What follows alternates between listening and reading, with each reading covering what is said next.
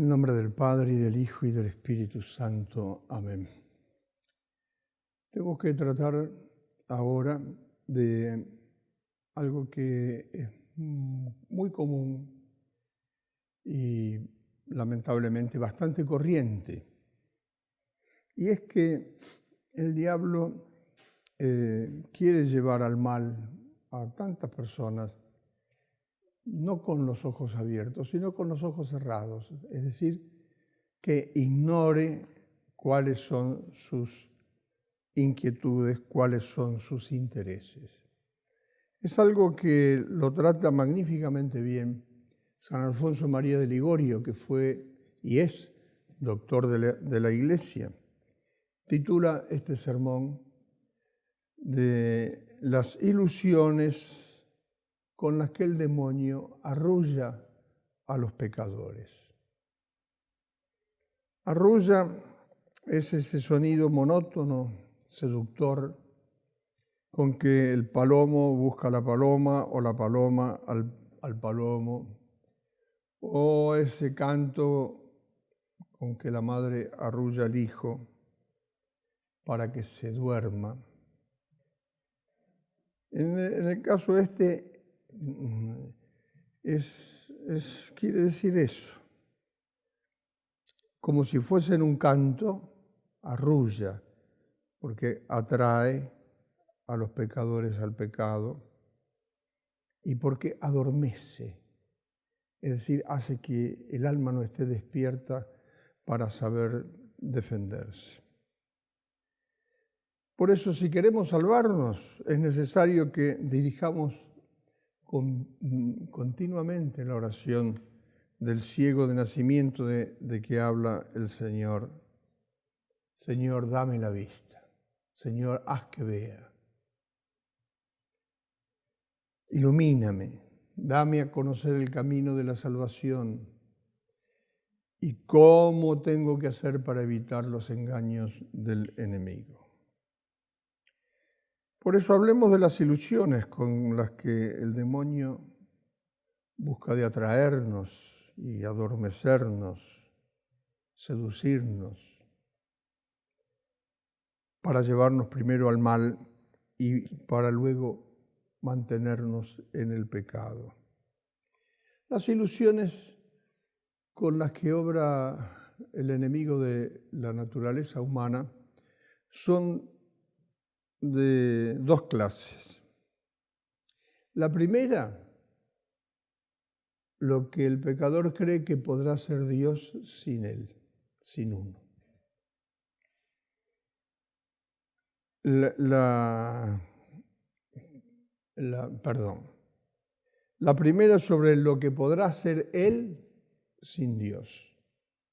Y la segunda, lo que podrá hacer Dios sin él. ¿Cuáles son las ilusiones del pecador sobre lo que podrá hacer sin Dios? El pecador se olvida de que para salir del pecado no lo puede hacer por sí solo, sino que necesita de la gracia de Dios. Es como el caso de una persona, un hombre cualquiera, que se tira en un pozo del cual no puede salir sin ayuda. Si no puede salir sin ayuda, no llega a recibir ayuda, se va a quedar en el pozo. Así es en la vida espiritual. Si yo libre y conscientemente me decido a cometer un pecado mortal, de ese pecado mortal no voy a salir si Dios no me da su gracia. Por eso es una ilusión de lo que el pecador podrá hacer sin Dios. Cree que porque él va a salir. Y sucede así muchas veces, que se comete un primer pecado, total, después voy a salir. Y llega un momento que no sale más. Ya se ha quedado adentro del pozo. Y algunos no pueden salir más porque ya se habitúan, la conciencia se cauteriza, pierde sensibilidad no reconoce que lo que está haciendo es mal, que es pecado, que está poniendo en peligro su salvación eterna.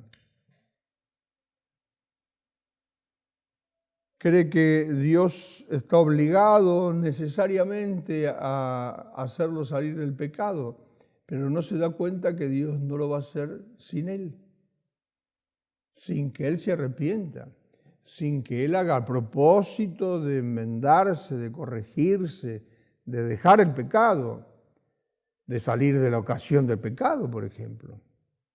Eso es un absurdo. Dios no puede perdonar la voluntad de seguir pecando.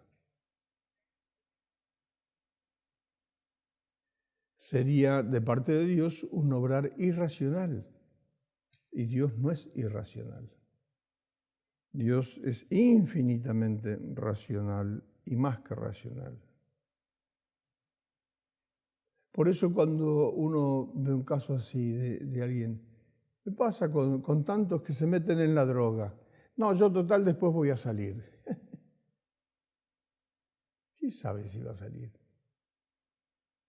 Una vez que se habitúa, que ya entró una vez, 2 veces, 3 veces. No solo por la adicción que comienza a tener a la droga, ese sentirse esclavizado, sino por el hecho de que incluso por el ambiente mismo no puede salir. Como pasa, por ejemplo, con los jóvenes que entran a trabajar para el terrorismo, la guerrilla. No pueden salir, y si salen los matan. Pero eso se ve hasta el cansancio, se ve en la guerrilla en Colombia, se ve en las mafias de las grandes ciudades. Quieren salir y si salen, como conocen todo lo de adentro, tienen miedo de que lo denuncien, lo matan.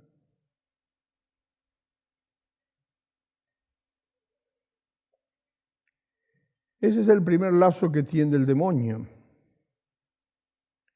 ¿Y a cuántos ese lazo pensar sobre lo que podrían hacer ellos sin Dios? ¿Cuántos han quedado después esclavizados para el resto del viaje?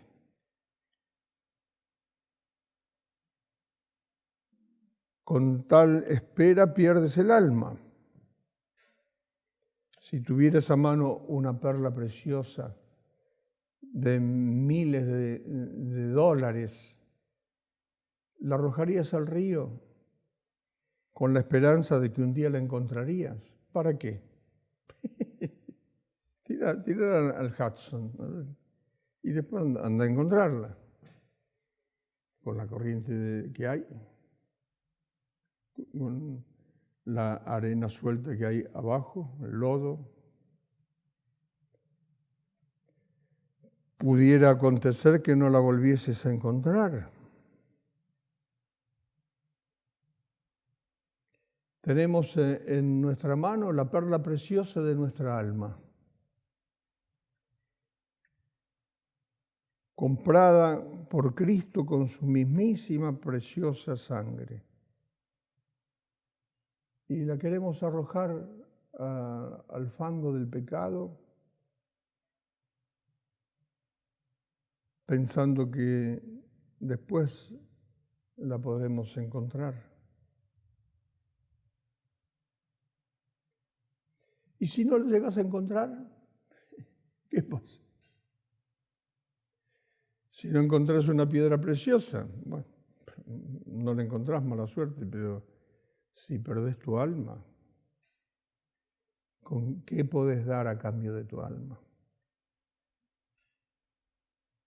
Por eso que no hay que dejarse arrullar por las tentaciones del diablo. En segundo lugar, el pecador piensa que puede multiplicar impunemente los pecados y olvida, no sabe tal vez, que la medida de los pecados existe. una vez cumplida la cual, la medida, se expone uno a ser abandonado de Dios. Responderá alguno, Padre, pero yo soy joven. Dios compadece a la juventud. Más adelante me entregaré a Dios. Otro engaño. Otro miserable engaño. ¿Eres joven? ¿Y no sabes que Dios no cuenta los años, sino los pecados de cada cual? ¿Eres joven y cuántos pecados has cometido? Quizás haya ancianos que no hayan cometido ni la 10ª parte de lo que cometió el joven ese.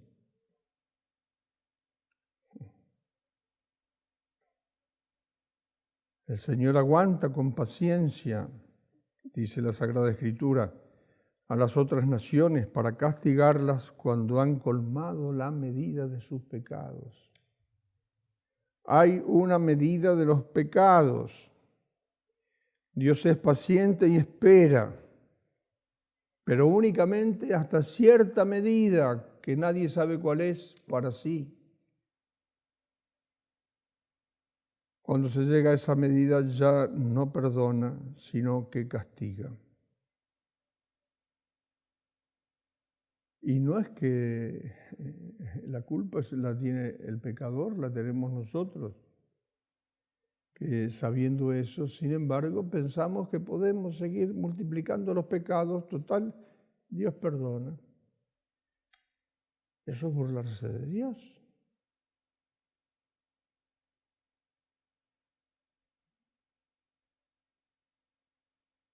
Quitaré su seto y servirá de pasto, de comida. Si uno tiene una tierra hace ya tiempo cultivada y cercada con su seto, en la cual ha invertido mucho dinero, y con todo ve que no le rinde los frutos que fuera a desear, ¿qué es lo que hace? Quita la tapia, la abandona para que entre quien quiera, hombres, animales. Hay que temblar de que no suceda eso con nosotros mismos. Si nos abandonamos al pecado, irán a menos los remordimientos de la conciencia, irá a menos el temor del castigo de Dios, y quitado eso, y podemos ser abandonados de Dios, ya que nosotros lo abandonamos primero. Otra ilusión con que tienta el diablo a los pecadores, cree que de momento puede ceder a la tentación, ahora sí, pero más adelante la voy a rechazar. Otro engaño. ¿Por qué vas a ceder ahora y vas a estar convencido que más adelante la vas a rechazar? Si cedes ahora, probablemente vas a ceder más adelante y vas a volver a caer miserablemente. Solo que ya vas a tener menos fuerza para salir. De momento, no quiero resistir a la tentación. Más tarde. San Pablo decía que Dios es fiel y que no permitirá que seamos tentados más allá de nuestras fuerzas. Quisiera saber cuándo podrás resistir a la tentación si ahora no lo puedes hacer. Más adelante el demonio ejercerá mayor dominio sobre vos. Serás más débil. Y si ahora no sos capaz de apagar la llama de la pasión, ¿cómo va a ser cuando eso ya no sea una llamita, sino sea un incendio?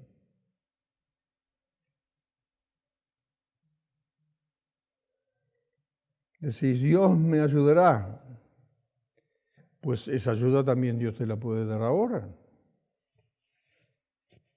¿Por qué no se la pides?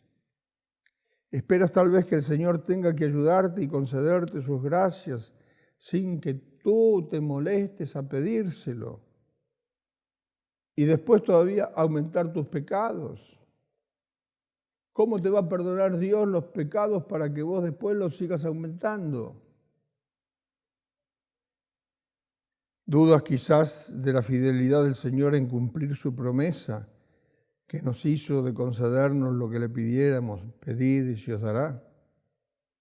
Dios no puede faltar a sus promesas.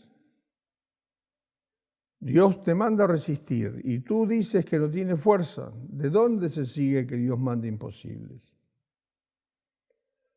Dice el Concilio de Trento, Dios no manda imposibles, pero al imponer sus mandatos pide que en primer lugar se haga lo que se pueda y luego se pida por lo que no se pueda, y así nos ayudará para poder. Cuando veas que la gracia ordinaria no tiene fuerza para resistir a la tentación, pide gracia más fuerte y ciertamente se te dará, de modo que podrás vencer aún las más violentas tentaciones. Cuarto engaño de lo que el pecador cree que puede hacer sin Dios. Cuenta que le falta mucho tiempo para convertirse. Piensa convertirse de grande. Olvida que ese tiempo es incierto y que Dios no lo ha prometido, sino al contrario. Ha dicho que en la hora que menos espera, nadie sabe el día ni la hora. Te niegas a rezar, dices que ahora quieres cometer el pecado, que luego lo confesarás. ¿De dónde sacas que Dios te dará tiempo para confesarte? No, la semana que viene me voy a confesar. ¿Y qué sabes si la semana que viene vas a estar en vida?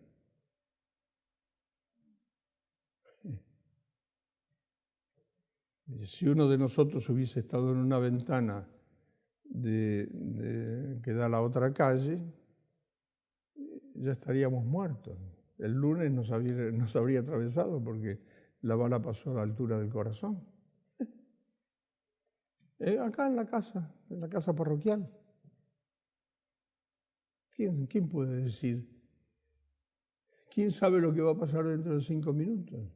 Y pensás que vas a poder pensar en lo que va a pasar la semana que viene, o el mes que viene, o el año que viene, o dentro de 10 años, o dentro de 20 años. No hay que ser tonto. El día de mañana no lo ha prometido el Señor, puede ser que lo dé o que no lo dé, dice San Agustín.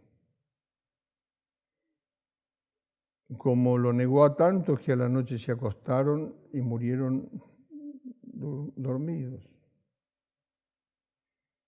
O como a tantos que murieron en el mismo acto de pecado, como se ve, por ejemplo, en las ruinas de Pompeya.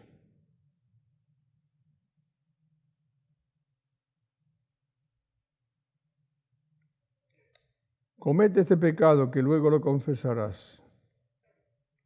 Con este ardid el demonio precipitó al infierno a miles y miles de cristianos.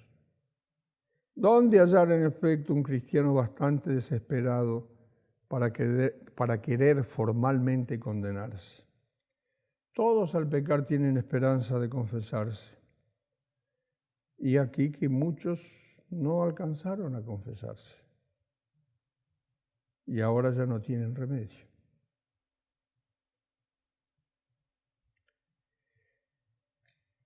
Segundo punto, las ilusiones del pecador sobre lo que Dios hará sin él, es decir, sin que él se disponga.